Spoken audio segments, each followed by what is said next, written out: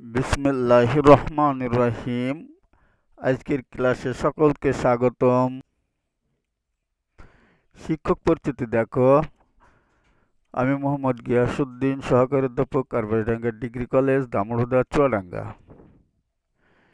এখন আমরা বিষয় পরিচিতি দেখি। শ্রেণী একাদশ দ্বাদশ, বিষয় সমাজবিজ্ঞান, পত্র প্রথম, অধ্যায় নবম। পাঠ শিরোনাম দেখো, রাষ্ট্রের ধারণা, উপাদান এবং উৎপত্তি সংক্রান্ত মতবাদ।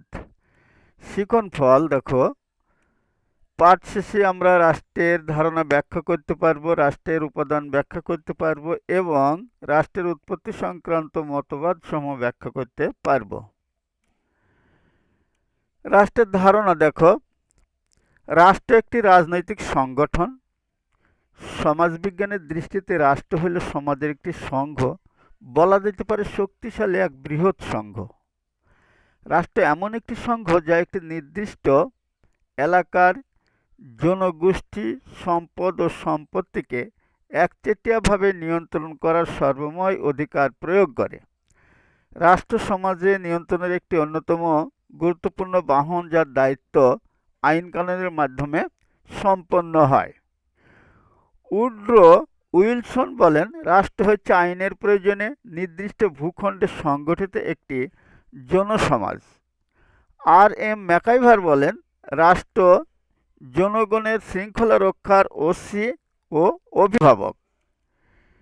অকবার্ন ও নিমকপ বলেন, রাষ্ট্র হল এমন একটি সংগঠন যা নির্দিষ্ট ভূখণ্ডের সার্বভৌম সরকার কর্তৃক শাসিত। স্পেন্সার বলেন, রাষ্ট্র হল এমন একটি সংগঠন যা নির্দিষ্ট এলাকায় বৈধ ক্ষমতা প্রয়োগের একচেটিয়া শক্তি রাখে। অধ্যাপক জেমস গার্নার বলেন, রাষ্ট্র হল এমন একটি জনসমষ্টি যারা সংখ্যায় অধিক বা স্বল্প, যারা কোনো নির্দিষ্ট ভূখণ্ডে স্থায়ীভাবে বসবাস করে, যা বহিঃশক্তির নিয়ন্ত্রণ থেকে স্বাধীন বা প্রায় স্বাধীন এবং যার একটি সংগঠিত সরকার রয়েছে, যার প্রতি অধিকাংশ অধিবাসী স্বাভাবিকভাবে অনুগত।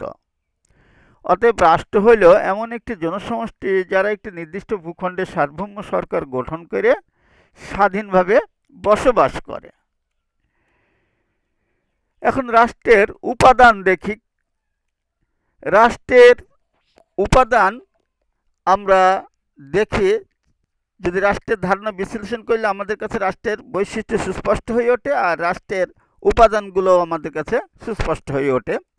তো প্রথমত রাষ্ট্রের উপাদান হচ্ছে জনসমষ্টি। রাষ্ট্রের অন্যতম প্রধান উপাদান হল জনসমষ্টি বা জনসংখ্যা। জনসমষ্টি ব্যতীত কোনো রাষ্ট্র গঠিত হতে পারে না। তবে জনসংখ্যা কত হবে তা কোনো নির্দিষ্ট পরিমাণ নেই।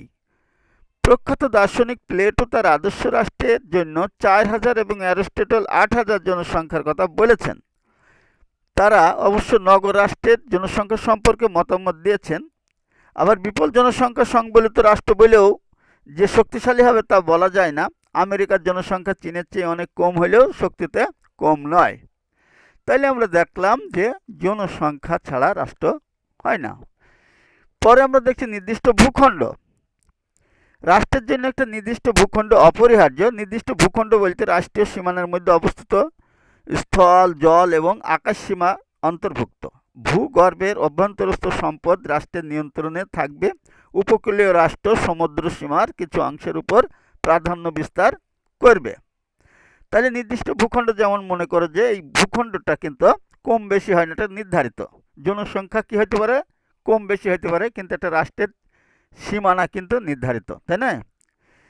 এবার সরকার ছাড়া কোনো রাষ্ট্র গঠিত হতে পারে না। নির্দিষ্ট ভূখণ্ডে বসবাসরত জনসংখ্যাকে রাষ্ট্রীয় কাঠামোয় সংগঠিত করা, জনকল্যাণের জন্য কাজ করা, আইন শৃঙ্খলা রক্ষা করা, ন্যায় বিচার সুনিশ্চিত করা হচ্ছে সরকারের দায়িত্ব।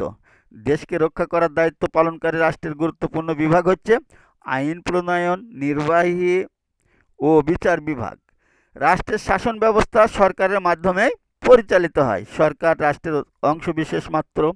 অনেক সময় রাষ্ট্র এবং সরকারকে অভিন্ন মনে করা হয়, কিন্তু এরূপ ধারণা ভ্রান্ত। কোনো দেশের সরকারের নানা রকম পরিবর্তন ঘটতে পারে, কিন্তু রাষ্ট্র হলো মোটামুটি স্থায়ী সংগঠন। এখন আসি সার্বভৌমত্ব। দেখো, সার্বভৌম ক্ষমতা রাষ্ট্রের সবচেয়ে গুরুত্বপূর্ণ বৈশিষ্ট্য। সার্বভৌমত্ব অবিভাজ্য, হস্তান্তরযোগ্য নয় এবং এটি রাষ্ট্রের চরম ক্ষমতা। রাষ্ট্রের সার্বভৌম ক্ষমতার দুটো দিক আছে, একটি আভ্যন্তরীণ, অন্যটা হলো বহির্শাসন নিয়ন্ত্রণ। আভ্যন্তরীণ ব্যাপারে রাষ্ট্রের অপ্রতিহত ক্ষমতা বলতে বোঝায় যার দ্বারা রাষ্ট্র আভ্যন্তরীণ শান্তি শৃঙ্খলা রক্ষা এবং বাইরের যে কোনো শক্তি বা শত্রু থেকে দেশকে রক্ষা করে। অন্যদিকে রাষ্ট্র সর্বপ্রকার বহির্শাসন বা নিয়ন্ত্রণ থেকে মুক্ত হয়ে বৈদেশিক বিষয়াদিতে নিজ নীতি নির্ধারণ করতে পারে। রাষ্ট্রের সার্বভৌম ক্ষমতা প্রকৃতপক্ষে জনগণের ক্ষমতা এবং রাষ্ট্রের শাসনযন্ত্র বা সরকার জনগণের পক্ষ থেকে এই দেশের শাসন ব্যবস্থা পরিচালনা করে। সরকারের কাছে সার্বভৌম ক্ষমতা হল জনগণ কর্তৃক অর্পিত এক অতি মূল্যবান ও বৈধ শক্তি। গণতান্ত্রিক সরকার এই শক্তি প্রয়োগের আইনগত অধিকার লাভ করে। সুতরাং নির্দিষ্ট ভূখণ্ড সংগঠিত সরকার সার্বভৌম ক্ষমতা ও স্থায়ীভাবে বসবাস করে জনসমষ্টি নিয়েই গঠিত হয় একটা রাষ্ট্র। আর রাষ্ট্র একটি স্থায়ী সংগঠন, এর পরিবর্তন ঘটতে পারে কিন্তু এর বিনাশ হয় না। এটাকে অন্যান্য রাষ্ট্র বা আন্তর্জাতিক সংগঠন থেকে স্বীকৃতি পেতে হয়। স্বীকৃতির পর প্রত্যেকটি রাষ্ট্র সমান অধিকার ও মর্যাদা দাবি করতে পারে। বোঝা গেল? এখন আমরা রাষ্ট্রের উৎপত্তি সংক্রান্ত মতবাদ নিয়ে আলোচনা করছি। দেখো,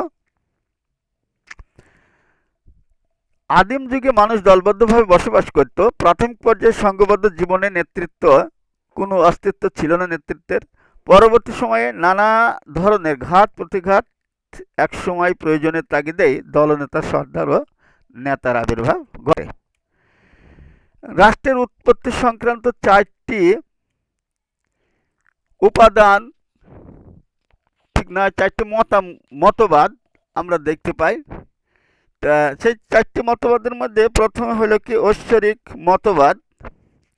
এই ঐশ্বরিক মতবাদে কি বলে দেখো, রাষ্ট্রের উৎপত্তি সম্পর্কে এটি সবচেয়ে প্রাচীন মতবাদ। এই মতবাদ অনুসারে রাষ্ট্র ঈশ্বরের দ্বারা সৃষ্ট। ঈশ্বর এ পৃথিবীর কয়েকজন নির্বাচিত প্রতিনিধির কাছে তার ইচ্ছা প্রকাশ করেন। এই প্রতিনিধিরা জনসাধারণের কাছে ঈশ্বরের ইচ্ছাকে প্রকাশ করেন এবং জনসাধারণের রাজা হিসেবে রাষ্ট্র পরিচালনা করেন। এই মতবাদ অনুসারে যেহেতু রাজা ঈশ্বরের ইচ্ছা অনুযায়ী রাষ্ট্র পরিচালনা করেন, সেহেতু রাষ্ট্রের অভ্যন্তরে বসবাসকারী জনগণের উচিত রাজার নির্দেশ মেনে চলা এবং রাজার কাছে অনুগত থাকা। রাজার অবাধ্য হওয়ার অর্থ ঈশ্বরের অবাধ্য হওয়া, আর রাজা জনগণের কাছে জবাবদিহি করতে বাধ্য নন, কেননা তিনি ঈশ্বরের প্রতিনিধি, জনগণের প্রতিনিধি নন।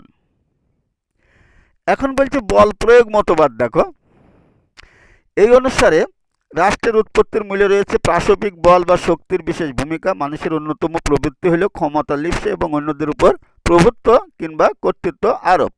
এই কারণে অন্যদের বশীভূত করে স্থায়ী ক্ষমতা বলে সমাজ তথা রাষ্ট্র পরিচালনার ইচ্ছা মানুষের সহজাত প্রবৃত্তির অংশ। এই মতবাদ অনুসারে রাষ্ট্রবিহীন আদিম সমাজে বল প্রয়োগের কয়েকটি নমুনা তুলে ধরা হয়েছে, যেমন সবল কর্তৃক দুর্বলের উপর অত্যাচার এবং দুর্বলকে বশীভূত করে অনুগত করার প্রয়াস, গোত্রপ্রধান কর্তৃক স্বীয় গোত্রের সবাইকে শাসনে রাখার প্রবণতা, গোত্রপ্রধানের নেতৃত্বে আন্তর্গোত্রের দ্বন্দ্ব সংঘাত এবং এক গোত্র কর্তৃক অন্য গোত্রকে প্রধানত বশীভূত করার চেষ্টা ইত্যাদি। এভাবে এই উপজাতির উদ্ভব হয়। এই উপজাতির মধ্যে আবার সংঘর্ষ দেখা দেয়। তখন বিজয়ী উপজাতি বিজিত উপজাতির উপর নিজের কর্তৃত্ব প্রতিষ্ঠিত করে। উপজাতিগুলো রাজ্যে আরও বিস্তৃতি লাভ করে এবং রাজ্যগুলো ক্রমশ সাম্রাজ্যে পরিণত হয়। এখন সামাজিক চুক্তি মতবাদ দেখো, এই মতবাদ অনুসারে আদিম মানুষের মধ্যে চুক্তির ফলে রাষ্ট্রের উদ্ভব হয়। 17 শতকের ইংরেজ দার্শনিক হবস ও লক এবং 18 দশকের ফরাসি দার্শনিক রুশো এই মতবাদের প্রবক্তা। তারা মনে করে যে রাষ্ট্রের উদ্ভব হয়েছে সমাজে বসবাসকারী মানুষের মধ্যে চুক্তির মাধ্যমে। তবে কোন ধরনের চুক্তি হয়েছিল সেসব বিষয় নিয়ে হবস, লক, রুশো অভিন্ন মত পোষণ করেন, কিন্তু তারা সবাই এ বিষয়ে বলেছেন মানুষ আদিম যুগে প্রকৃতি রাজ্যে বসবাস করত এবং এটি প্রাকৃতিক বিষয় দ্বারা পরিচালিত হতো। পরে প্রয়োজনের তাগিদে বিশেষ পরিস্থিতিতে প্রাকৃতিক রাজ্যে বসবাসকারী মানুষ চুক্তির মাধ্যমে নিজেদের চাহিদার জন্য রাষ্ট্র প্রতিষ্ঠা করে। তো এখানে হবস বলছে যে তখনকার মানুষের মধ্যে নিঃস্ব, ঘৃণ্য, পাশবিক ও সংক্ষিপ্ত জীবন ছিল। এই ধরনের সংঘাতময় পরিবেশ থেকে উত্তরণের জন্য মানুষ একটা চুক্তিতে আবদ্ধ হয়। এই চুক্তিটি ছিল এই ধরনের যে একদল লোক আরেক দলের কাছে গিয়ে বলল যে আমরা আমাদের শাসন করার ক্ষমতা ওই ব্যক্তির উপরে অর্পণ করতে, তোমরাও করো। এইভাবে চুক্তির মাধ্যমে রাষ্ট্র গঠিত হয়। আর জন লোক বলছে যে আদিম সমাজে সেখানে কি হয়েছে, প্রাকৃতিক আইনের ব্যাখ্যা দিতে গিয়েই তিনি ভিন্ন মত পোষণ করেছেন, ফলে তাদের মধ্যে সমস্যা বাড়তে থাকে। এসব সমস্যা দূর করতে, নিরপেক্ষ বিচার ত্বরান্বিত করতে প্রাকৃতিক রাজ্যের মানুষ চুক্তিবদ্ধ হয়ে রাষ্ট্র গঠন করল। চুক্তিতে তারা একটি ঐক্যমতে পৌঁছাইল যে দণ্ড বা শাস্তি দেওয়ার ক্ষমতা তাদের মনোনীত একজন ব্যক্তির উপর অর্পিত হইল, যিনি সর্বসম্মত আইন দ্বারা তারা কার্যকরী করবেন। এইভাবে রাষ্ট্রের উৎপত্তি হলো। তারপর রুশো বলছে যে প্রকৃত রাজ্যে মানুষের হিংসা, বিদ্বেষ, হানাহানি কিছুই ছিল না। সেটা ছিল, তারা ছিল সাহসী ও দৃঢ়প্রত্যয়ী, কিন্তু জনসংখ্যা বৃদ্ধি, প্রাকৃতিক সম্পদে ব্যক্তি মালিকানার উদ্ভব ঘটার কারণে সম্পদের মালিকানা নিয়ে বৈষম্য দেখা দিল, রেষারেষি দেখা দিল, তাদের মধ্যে ঈর্ষাপরায়ণতা দেখা দিল। এতে শান্তি বিঘ্নিত হওয়ার উপক্রম হইল।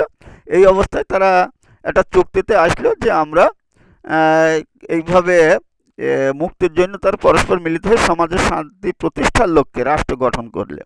তো এইভাবে এরা এক একজন এক এক রকম মতামত দিল। যাই হোক, আমরা সামাজিক চুক্তি মতবাদের আলোচনা সমালোচনাও আছে। তো আমরা এখন আসছি, দেখো, বিবর্তনবাদ মতবাদ। রাষ্ট্রের উৎপত্তির ব্যাখ্যা হিসাবে সবচেয়ে গুরুত্বপূর্ণ বা গ্রহণযোগ্য মতামত হচ্ছে বিবর্তনবাদ। বিবর্তনমূলক মতবাদই হচ্ছে সত্যিকারের সার্বজনীন মতবাদ। এই মত অনুসারে রাষ্ট্র কোনো একদিনে ঈশ্বরের বা বল প্রয়োগের মাধ্যমে সৃষ্টি হয়নি বা উৎপত্তি হয়নি। এর পিছনে আছে কি, পরিবার, জ্ঞাতি সম্পর্ক, ধর্ম, অর্থনৈতিক কর্মকাণ্ড এবং যুদ্ধ ও সংঘাত প্রভৃতির মানে অবদান। তো এখানে প্রথমত পরিবারের কথা বলা হচ্ছে। তো পরিবার হলে রক্তের সম্পর্ক।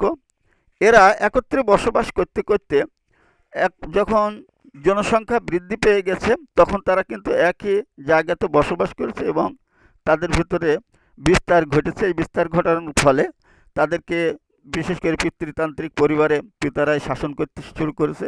তো পরবর্তীতে দেখা গেছে যারা শাসন করেছে তারাই রাষ্ট্রের কর্ণধার হিসাবে পরিগণিত হচ্ছে। এইভাবে রাষ্ট্রের সৃষ্টি হয়েছে।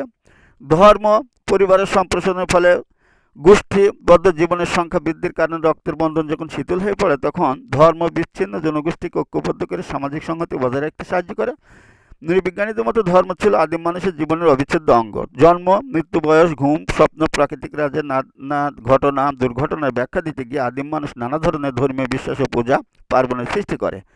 কৌমিক ধর্মীয় বিশ্বাস এবং আচারে অভিন্নতা ছিল। কৌমা বা গোত্রগুলো নিজে নিজে অথবা অন্যকে দিয়ে ধর্মীয় অনুষ্ঠানাদি পালন করতেন। এইভাবে ধর্মীয় নেতৃত্বের প্রতি মানুষ শ্রদ্ধাশীল হইতে থাকে এবং তার রাজনৈতিক সংগঠনের সংহতির রক্ষায় আনুগত্যের সৃষ্টি করে। এইভাবে রাষ্ট্রের উৎপত্তি হয়। যুদ্ধ বিগ্রহ, যে যত বেশি শক্তিশালী তার আধিপত্য তত বেশি। সর্দারি পরাজিতরা বিজয়ীদের আনুগত্য মেনে নেয়।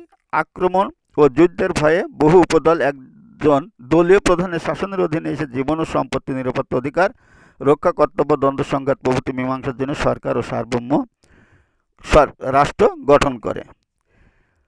আবার আমরা যদি অর্থনৈতিক কার্যকলাপ বলি, সেখানে দেখি যে মানুষের যাযাবর জীবনে অবসানের পর উৎপাদন পদ্ধতির কাঠামোগত পরিবর্তন আসে এবং ব্যক্তিগত সম্পত্তির উদ্ভব ঘটে। এই ব্যক্তিগত সম্পত্তি মালিকানা এবং তার রক্ষণাবেক্ষণের জন্য নিয়মকানুন ও শাসনের প্রয়োজনীয়তা থেকে রাষ্ট্রের উৎপত্তি। তো আমরা যদি রাজনৈতিক চেতনা খেয়াল করি, আধুনিক জটিল রাষ্ট্র ব্যবস্থা থেকে শুরু করে প্রাচীনকালে রাষ্ট্র ব্যবস্থার প্রতিটি স্তরে রাজনৈতিক চেতনা রাষ্ট্র গঠনের গুরুত্বপূর্ণ উপাদান। নৃবিজ্ঞানীদের মতে আদিম সমাজে যখন দলপতির আবির্ভাব হয়, তখন থেকে রাজনৈতিক চেতনার উন্মেষ ঘটে। পরিশেষে বলা যায়, রাষ্ট্রের উৎপত্তি হঠাৎ করে হয়নি। বিবর্তনের ধারায় রক্তের সম্পর্ক, অবদমন, ধর্ম, যুদ্ধ বিগ্রহ, রাজনৈতিক চেতনার বিকাশ রাষ্ট্রের উৎপত্তিতে গুরুত্বপূর্ণ ভূমিকা পালন করে। রাষ্ট্র মানব সমাজের ক্রম বিবর্তনের ফল। রাষ্ট্রের উৎপত্তিতে বিবর্তনবাদী মতবাদ, বৈজ্ঞানিক মতবাদ, রাষ্ট্র গঠনে কোনো একটি মতবাদকে এককভাবে চিহ্নিত করা খুবই দুরূহ, কারণ আধুনিক রাষ্ট্র ব্যবস্থা বিভিন্ন পথ পাড়ি দিয়ে অনেক বিবর্তনের মধ্যে দিয়ে আজকের এই অবস্থায় এসে দাঁড়িয়েছে। তাই আধুনিক রাষ্ট্র গঠনে সকল মতবাদেরই কম বেশি ভূমিকা রয়েছে, যা অস্বীকার করার কোনো উপায় নেই। তবে একথা নিঃসন্দেহে বলা যায় যে রাষ্ট্রের উৎপত্তি সংক্রান্ত মতবাদগুলোর মধ্যে ঐতিহাসিক বা বিবর্তনমূলক মতবাদই সর্বাধিক গ্রহণযোগ্য। তাহলে আমরা রাষ্ট্রের উৎপত্তি সম্পর্কে মতবাদগুলোও দেখলাম। তো আজকে তাহলে দেখো বাড়ির কাজ দেখো, আগামীকাল রাষ্ট্রের উৎপত্তি সংক্রান্ত মতবাদগুলো তোমরা একটু ভালো করে পড়ে আসবা। আর আগামী দিনের পাঠ হবে শিক্ষার ধারণা, উদ্দেশ্য, স্তর এবং ভূমিকা।